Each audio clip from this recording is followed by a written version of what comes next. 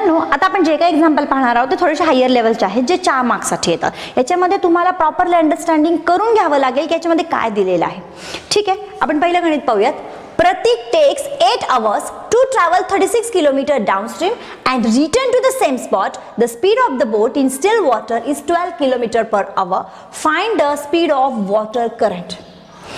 मुलांना तुम्हाला आठवत असेल लिनियर इक्वेशन्स इन 2 व्हेरिएबल्स मध्ये आपण अशा पॅटर्नचे गणित घेतले होते, त्यामुळे तुम्ही थोडंसं कन्फ्यूज व्हाल. त्यामुळे तुम्हाला गणित प्रॉपरली वाचावं लागेल. इथे लक्षात घ्या, the speed of boat in still water is given, that is 12 km per hour. तिथे आपल्याला ह्या दोन्ही गोष्टी अननोन म्हणून शोधायच्या होत्या. इथे फक्त आपल्याला वॉटर करंटचा स्पीड शोधायचा आहे. त्यामुळे तुम्ही एक्झाम्पलचं प्रॉपरली रीड केलं तुम्हाला लगेच लक्षात येईल इथे एकच गोष्ट अननोन आहे, that means it is a 1 variable equation. आणि अर्थात 1 व्हेरिएबल इक्वेशन वाले क्वाड्रॅटिक इक्वेशन्स आहेत. कळतंय? सो पहा, प्रतीक टेक्स 8 hours.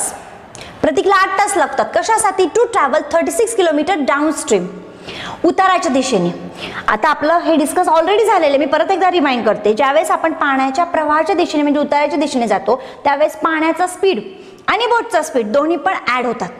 आणि याच्यामध्ये सगळ्यात इम्पॉर्टंट गोष्ट अशी आहे, पाण्याच्या स्पीडपेक्षा बोटचा स्पीड नेहमी जास्तच असतो. ठीक आहे, जाऊ डाऊन स्ट्रीमला दोन्ही स्पीड ऍड होणार. अप स्ट्रीमला येताना बोटच्या स्पीडमधून पाण्याचा स्पीड सबस्ट्रॅक्ट होणार, कारण अप स्ट्रीम म्हणजे विरुद्ध दिशेने येणार. तो जातो 36 km, परत येतो 36 km, आणि हे सगळं पूर्ण करायला त्याला 8 तास लागतात. ठीक आहे, सो आता लक्षात घ्या, आपल्याला शोधायचं काय? Find the speed of water current. तोच व्हेरिएबल मानून घेऊयात. Let speed of water current be x km/h. आणखी याच्यामध्ये आपल्याला एक स्पीड दिलेला आहे, speed of boat in still water. संथ पाण्यामध्ये बोटचा स्पीड आहे 12 km/h. मी तुम्हाला आता म्हटलं होतं, तुम्हाला एक गोष्ट लक्षात घ्यावी लागेल इथे. You should mention that here x is always less than speed of the boat, that is the 12. ठीक आहे, हे तुम्हाला कळावं म्हणून सांगितलं मी. आता लक्षात घ्या, डाऊनस्ट्रीमला जाताना बोटचा स्पीड काढावा लागेल आणि अपस्ट्रीमला येताना स्पीड काढावा लागेल. So we write here speed of boat for downstream. डाऊनस्ट्रीमला दोन्ही स्पीड ऍड होतात, दोन्ही म्हणजे बोटचा आणि वॉटर स्ट्रीमचा. तर तो असेल 12 + x km/h. And speed of boat for upstream. Upstream साठी असेल 12 - x km/h. येते लक्षात? म्हणून ही कंडिशन कन्सिडर केली. इथे कन्फ्यूज व्हाल तुम्ही, 12 - x करायचा आहे. ठीक आहे, तुम्हाला डाऊनस्ट्रीमचा स्पीड माहित झाला, अपस्ट्रीमचा स्पीड माहित झाला, टोटल डिस्टन्स पण किती कव्हर केले ते माहिती आहे. तुम्हाला एक गोष्ट माहित आहे, speed is equal to distance upon time. Therefore time is equal to distance upon speed. Formula थोडंसं आपण मोल्ड केलं, समजतंय? डाऊनस्ट्रीमला जातानाचा टाइम प्लस अपस्ट्रीमने येतानाचा टाइम, हा टोटल टाइम असणार 8. म्हणजे आपलं जे काही इक्वेशन आहे we have to mold it into time condition, टाइममध्ये कन्वर्ट करायचं. ठीक आहे, आपण दोन्ही टाइम काढून घेऊयात. So time required to go downstream. आता फॉर्म्युला जस्ट आपल्याला व्हॅल्यूज घालायच्यात. लक्षात घ्या, time required to go downstream. Time is equal to टाइमचा फॉर्म्युला काय? डिस्टन्स. किती किलोमीटर कव्हर केले त्यांनी? 36 km. सो हे येणार आहे 36 अपॉन डाऊनस्ट्रीमचा स्पीड होता 12 + x. This ratio gives us time, बोटला डाऊनस्ट्रीमला जायला लागलेला time. And next one, time required to go upstream. अपस्ट्रीमसाठी टाइम काय असेल मुलांनो? डिस्टन्स तेवढाच आहे, तो जितके किलोमीटर डाऊनला गेला तितकेच किलोमीटर ओरिजिनल स्पॉटला रिटर्न झालाय. 36 upon 12 - x, that is the speed of downstream. This ratio also gives us the time taken by a boat to original spot. So डाऊनस्ट्रीमली जाताना एवढा टाइम लागला, अपस्ट्रीमली जाताना एवढा टाइम लागला. जातानाचा टाइम अधिक येतानाचा टाइम, टोटल टाइम होता 8 hours. So we write it as per condition. आपली कंडिशन आहे हा जाताना लागलेला वेळ प्लस 36 अपॉन 12 मायनस एक्स हा येताना लागलेला वेळ टोटल होता 8 आवर्स. ठीक आहे. सो मी 36 कॉमन म्हणून बाहेर काढते. इथे राहील 12 plus x plus 1 upon 12 minus x which is equal to 8. So 8 इकडे मल्टिप्लाय इकडून डिवाइड होणार 36 अपॉन 8 डिनॉमिनेटर सेम करूया 12 minus x plus 12 plus x upon first bracket a plus b second bracket a minus b ही identity वापरणार म्हणजे a square minus b square is equal to 1. लक्षात घ्या 8 इकडे डिवाइड झाला इथे 0 होत नाही 1 होतो. इथे काळजी घेत जा थोडीशी. सो हा रेशो आपण मिनिमाइज करूयात. 4 9 36 4 2 8 here plus x minus x get cancelled 12 plus 12 that is a 24 upon 144 minus x square which is equal to 1. Therefore 9 into 24 upon 2 is equal to 144. This is a minus x square. इकडे हे भागिले होतं तिकडे जाऊन ते गुणिले झालं. Okay. आता लक्षात घ्या 2 1 जा 2 1 जा 2 2 जा. सो 12 9 जा 108 which is equal to 144 minus x square. This x square LHS ला येऊन प्लस होईल 144 as it is 108 become minus come to the RHS. X square is equal to 36. On taking square root we write here x is equal to plus or minus 6. 36 is the perfect square of 6. So what is the x? X is the speed of water current. You know that speed can't be negative. So we write here speed can't be negative. Therefore x is not equal to minus 6. This condition is not acceptable. So x is equal to 6. Therefore speed of water current is equal to 6 km per hour. समझले? So next one, Pinto takes 6 days more than those of Nishu to complete the certain work. If they work together, they finish it in 4 days. How many days would it take to complete the work if they work alone? इथे दोन व्यक्ती आहेत, एक आहे पिंटू आणि दुसरा आहे निशू. लक्षात घ्या, Pinto takes 6 days more than those of Nishu to complete the certain work. एक वर्क कंप्लीट करायला पिंटूला निशूपेक्षा 6 दिवस जास्त लागतात. म्हणजे सर्वप्रथम तुम्हाला निशूचे वर्किंग डेज कन्सिडर करावे लागतील आणि त्याच्यानंतर तुम्हाला पिंटूचे मिळतील. ठीक आहे. So we write here let Nishu takes x days to complete the work. Okay, and Pinto takes 6 days more. Nishu पेक्षा 6 days more म्हणजे x plus 6 days. इथपर्यंत बरोबर आहे. पुढे पहा मुलांनो, if they work together they finish it in 4 days. जर दोघांनी मिळून काम केलं तर ते काम ते 4 दिवसात पूर्ण करतात. पण अशा पॅटर्नच्या एक्झाम्पल मध्ये आपल्याला दोन्ही व्यक्तींनी एका दिवसात किती काम केलं हे काढावं लागतं. लक्षात ठेवा, अशा पॅटर्नचे ज्यावेळेस एक्झाम्पल येतात मुलांनो त्यावेळेस तुम्हाला त्यांना एका दिवसाचे वर्क काढावेच लागतात. So we write here in one day Nishu does 1/x part of work. म्हणजे पूर्ण कामाच्या तो x पार्ट एवढं कंप्लीट करेल. and Pinto does 1/x plus 6 part of work. एका दिवसात निशू किती काम करू शकेल, कामाचा किती भाग कंप्लीट करेल 1/x. एका दिवसात पिंटू त्या पूर्ण कामाचा किती पार्ट कंप्लीट करेल 1/x plus 6. म्हणजे एका दिवसाचा आपण हिशोब करतोय. जर दोघांनी एकत्र काम केलं तर एका दिवसात ते किती काम करतील. त्याच्या अगोदर विचार करा, दोघ जण जर काम एकत्र करायला लागले तर पूर्ण काम ते 4 दिवसात संपवतात 4 days. मग एका दिवसात ज्यावेळेस दोघं एकत्र काम करतील तर एका दिवसात ते किती काम संपवतील 1/4. लक्षात येत आहे, एका दिवसात निशूचं काम होतं 1/x part of the work आणि पिंटूचं होतं 1/6 पार्ट ऑफ द वर्क. एका दिवसाचा हिशोब चालला. मग आता कंडिशन अशी आहे, if they work together in one day they do the 1/4 part of work. एकेका दिवसाचा विचार चालला. एक दिवसात निशू 1/x पार्ट कामाचा पूर्ण करतोय, पिंटू 1/x + 6 करतोय. तर दोघांनी जर एकत्र काम केलं तर एका दिवसात, लक्षात घ्या मी एका दिवसातच बोलतेय, आपण सगळं एका दिवसामध्येच कन्वर्ट करतोय. दोघांनी जर सगळं काम एकत्र केलं, दोघांना मिळून 4 डेज लागतात, तर एका दिवसात दोघं मिळून किती पूर्ण करतील? 1/4. ठीक आहे. सो लक्षात घ्या आपण दोघांचा एका दिवसाचाच हिशोब घेतलाय. सो 1/x निशूचं, 1/x + 6 पिंटूचं, टोटल डेज लागतात 4, तर त्यातलं एका दिवसात 1/4 होईल. ओके, समजतंय मुलांना तुम्हाला? सो आता हे क्वाड्रॅटिक इक्वेशन आपण सोडूयात. आधी त्याला क्वाड्रॅटिक मध्ये फॉर्म करावं लागेल. सो डिनॉमिनेटर सेम करूयात क्रॉस मल्टिप्लिकेशनने.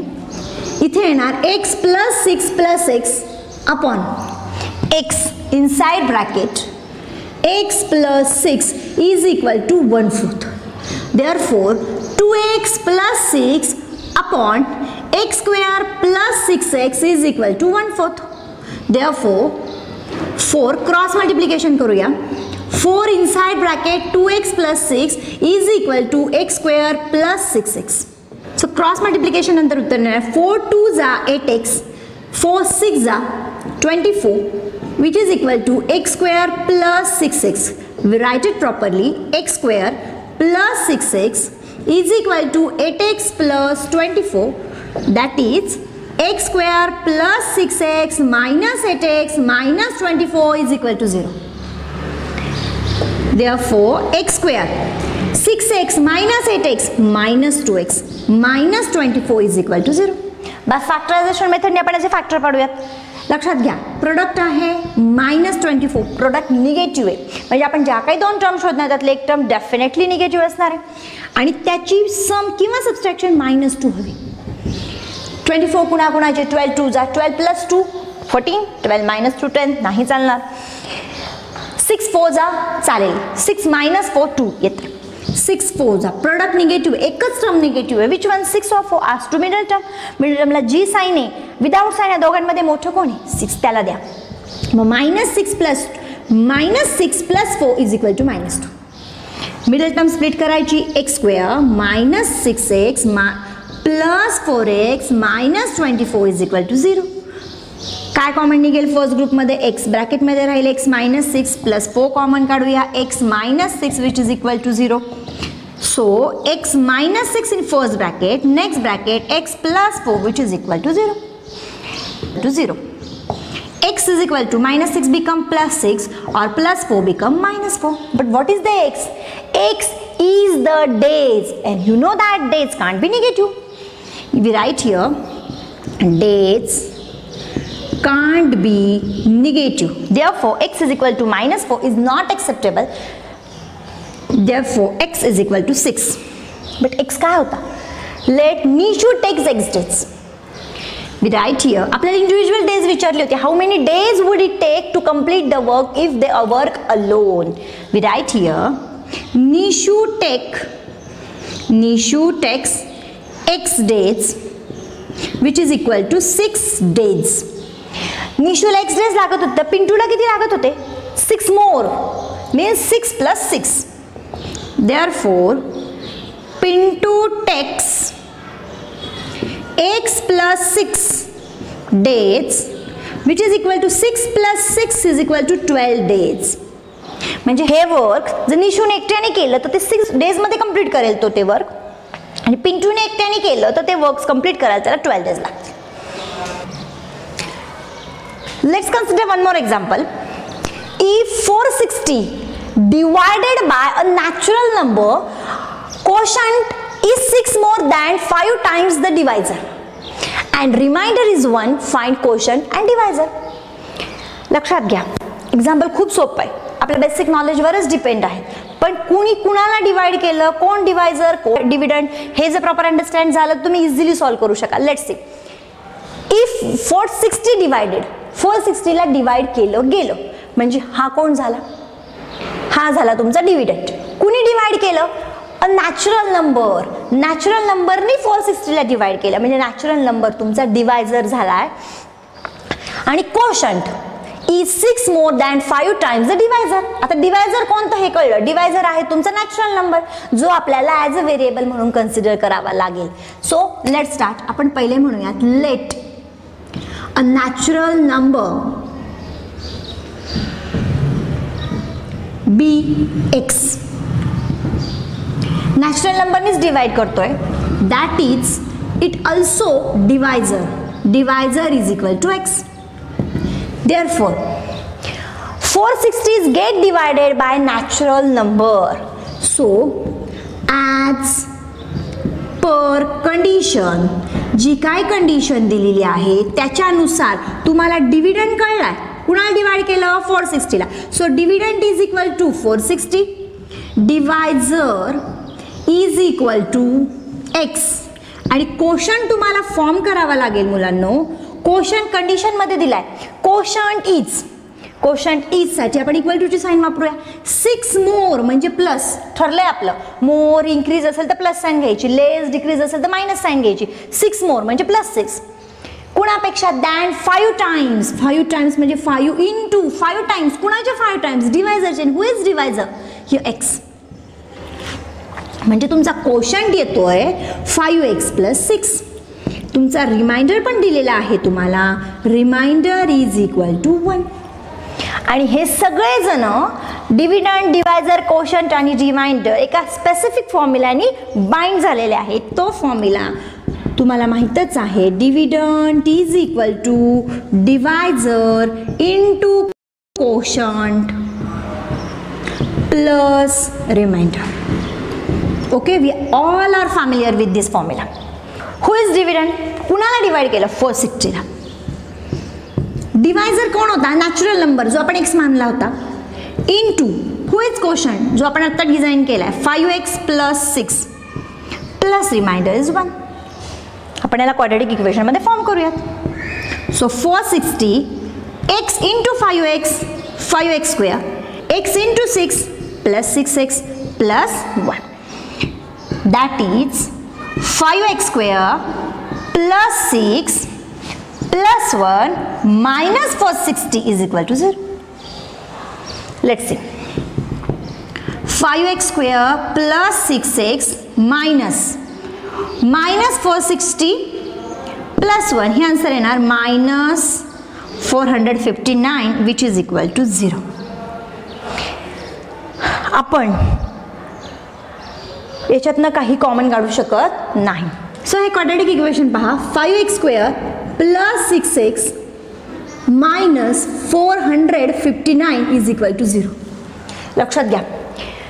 कम्प्लिटिंग स्क्वेअर मेथडनी सुद्धा एक खूप मोठं होतं कारण मोठ्या नंबर तुम्हाला स्क्वेअर करावा लागेल. दुसरा मुद्दा, जर तुम्ही याला फॉर्म्युला मेथडनी सोडवायचं म्हटलं तर खूप मोठा नंबर होतो. आपण याला फॅक्टरायझेशननी सोडूयात. इथे कोइफिशियंट आलेला आहे त्यामुळे आपल्याला पहिले मल्टिप्लाय करावं लागेल. 5 इंटू मायनस 459. एक लक्षात घ्या, एवढे मोठे फॅक्टर पाडण्यापेक्षा 5 ने त्याला मल्टिप्लाय करून तुमचा नंबर मोठा करू नका. तो कीप ॲज इट इज. आता काय करा 5. एक लक्षात घ्या इथे 9 आलाय ना म्हणजे हा नंबर 9च्याच मल्टिपल फॉर्म मधला आहे. आपण याला 9 ने डिवाइड करू म्हणजे एखादा नंबर मिळेल. ठीक आहे, मी 9 नी करते. लक्षात घ्या मी कसं करते. मायनस मिडल टर्म साइन आपण नंतर देऊयात. 9 5 जा 45, 9 1 जा 9. कळतंय. इंटू 9 काय केलं समजून घ्या. मी जर 5 नी मायनस 459 ला मल्टिप्लाय केलं असतं खूप मोठा नंबर आला असता. मी काय केलं 5 ॲज इट इज ठेवले. युनिट प्लेसला 9 आलाय म्हणजे नक्कीच हा 9चा मल्टिपल आहे. मग मी 9 इंटू केलं. आधी 9 याला डिवाइड केला 51 आला. ठीक आहे, म्हणजे तुम्हाला याचे फॅक्टर काय मिळाले 5 इंटू 9 इंटू 51. आता ही पेअर पहा. 9 5 जा 45, 51 आणि मायनस 45 यांचा आन्सर 6 मॅच होत आहे. म्हणजे हे स्प्लिटेशन झालं तुमचं. याला असे तुम्हाला दोन टर्म मिळणार 45 अँड 51. मिडल टर्मला प्लस साइन आहे म्हणजे हा मायनस येतो आणि हा प्लस येतो. समजली आयडिया मुलांनो. So we write here 5x square minus 45x plus 51 minus 459 is equal to 0. Here x make the group of 2. काय कॉमन निघेल 5x. नेक्स्ट ब्रॅकेटमध्ये x 5 9 जा plus 51. Next bracket x minus 9. So let's see. First bracket x minus 9. Next bracket 5x plus 51 which is equal to 0. So x minus 9 is equal to 0 and 5x plus 51 is equal to 0. X is equal to plus 9 or x is equal to minus 51 upon 5. लक्षात घ्या x कोण होता natural number. You know that natural number can't be negative. Therefore we write here natural number can't be negative. Therefore x is equal to 9. तुम्हाला शोधायला सांगितला होता quotient आणि divisor. Divisor तर सापडला. x इज इक्वल टू आपला divisor होता. आता कोशंट शोधूयात which is equal to divisor. So quotient तुमचा कोशंट कशा फॉर्म मध्ये होता let's see. 5x plus 6. So 5 into value of x is 9 plus 6 is equal to 45 plus 6 is equal to 51. And that is your required answer. The divisor is 9 and quotient is 51.